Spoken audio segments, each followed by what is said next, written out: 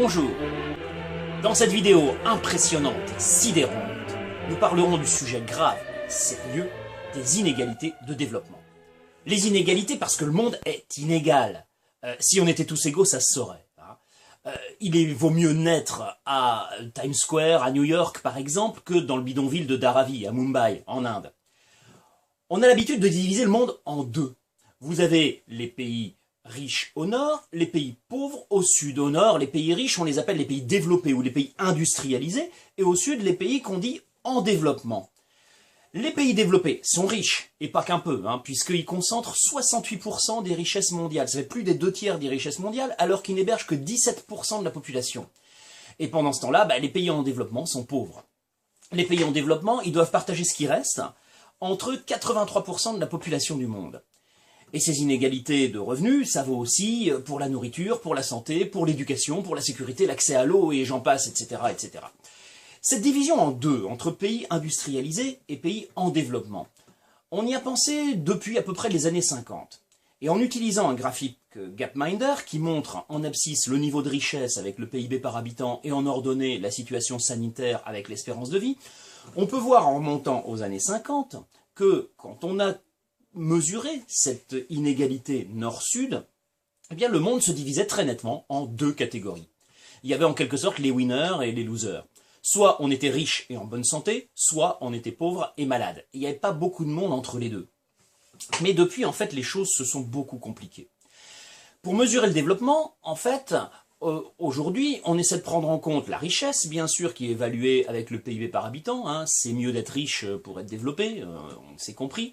Mais on prend aussi en compte les conditions de vie des habitants, à travers par exemple l'espérance de vie, le taux d'alphabétisation par exemple. Et on combine toutes ces données, on fait un calcul complexe et on obtient l'indicateur de développement humain, l'IDH.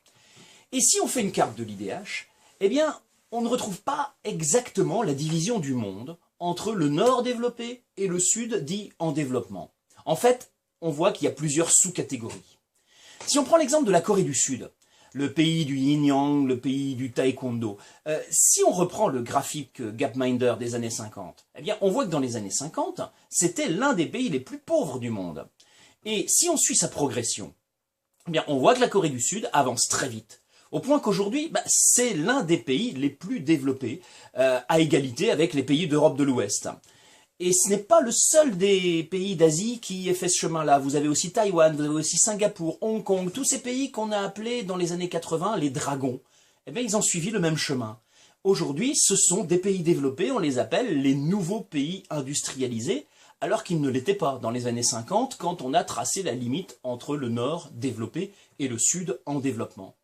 Ça veut dire que si aujourd'hui on veut retracer cette limite entre les pays développés et les pays en développement, eh bien le tracé est un petit peu plus compliqué. En fait, la limite entre les pays développés et les pays en développement, elle passe toujours au nord de l'Australie et de la Nouvelle-Zélande, c'est un peu les exceptions, les pays du sud qu'on considère comme des pays du nord, c'est un peu paradoxal. Elle passe toujours entre les États-Unis et le Mexique, elle passe toujours en Méditerranée, elle passe tout au sud de la Russie, mais arrivée en Asie, ça se complique vraiment. Alors si on grossit la carte, on voit qu'en Asie, entre le nord, les pays développés ou industrialisés, et le sud, les pays en développement, eh bien, la frontière circule de façon un peu bizarre.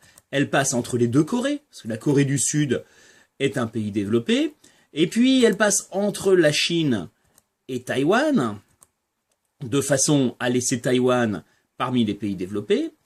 Et enfin, elle va chercher très loin Singapour, la petite ville, enfin la grande ville en fait de Singapour, et elle revient ensuite pour passer au nord des Philippines, parce que les Philippines ne sont pas un pays développé.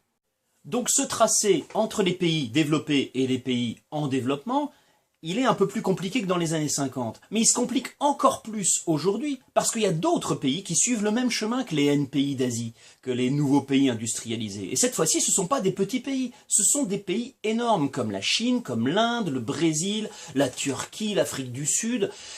Quantité de pays. Si on compare leur situation dans les années 50 et leur situation d'aujourd'hui, on voit que ça n'a plus rien à voir. Prenons l'exemple de la Chine, par exemple, qui faisait partie des pays les moins développés, les plus pauvres dans les années 50. Eh bien, aujourd'hui, la Chine a rattrapé une grande partie de son retard, elle a énormément progressé, et c'est le cas de beaucoup de pays. Donc on peut diviser le monde en deux, si on veut, entre pays développés et pays en développement. Mais on voit qu'en fait, il y a une grande masse de population, à peu près la moitié de la population mondiale, qui est au milieu, à mi-chemin, entre les pays développés et les pays les moins avancés. Donc ce sont des pays qui émergent et qui se détachent des pays les plus pauvres. C'est en train de devenir la majorité de la population mondiale. Donc aujourd'hui, on n'est plus soit avec les riches en bonne santé, soit avec les pauvres et malades. Eh bien, on est pour beaucoup de monde, on est au milieu, ni l'un ni l'autre. Ce sont ce qu'on appelle les pays émergents. Alors il reste les plus pauvres qui, eux, sont toujours là, notamment en Afrique subsaharienne. C'est ce qu'on appelle les pays les moins avancés, les PMA. Mais certains d'entre eux, comme l'Éthiopie, comme le Nigeria par exemple, connaissent une forte croissance économique. Alors, ils ont énormément de chemin à faire. Mais s'ils continuent comme ça, eh bien peut-être qu'à leur tour, encore, ils deviendront de grandes puissances dans l'avenir. Donc la division du monde en deux, entre des nord et des sud, elle est toujours possible, oui. Mais en fait, il y a plein de sous-catégories qui se bousculent, et des sous-catégories qu'il est de plus en plus important de connaître. Alors, reprenons-les dans l'ordre. Dans les pays développés, il y a les pays les plus riches, comme le Japon, l'Europe occidentale, l'Amérique du Nord, ce qu'on appelle la triade. Oui, mais il y a aussi des pays qui étaient considérés comme développés, qu'ils sont toujours, mais qui ont quand même beaucoup reculé. C'est le cas des anciens pays communistes, comme la Russie, par exemple. Alors aujourd'hui, ils semblent retrouver la voie de la croissance, mais ils sont nettement en retard sur les pays les plus développés. Et puis alors, si on prend la deuxième catégorie, les pays en développement, eh bien là, il y a les pays émergents, qui deviennent de grandes puissances, et puis loin derrière, il y a les pays les moins avancés. Et puis enfin, il y a un autre cas, encore, assez inclassable, c'est le cas des pays pétroliers, comme l'Arabie Saoudite, le Qatar, Dubaï, le Koweït. Ce sont des pays riches, oui, mais on ne les classe pas pour autant dans les pays développés.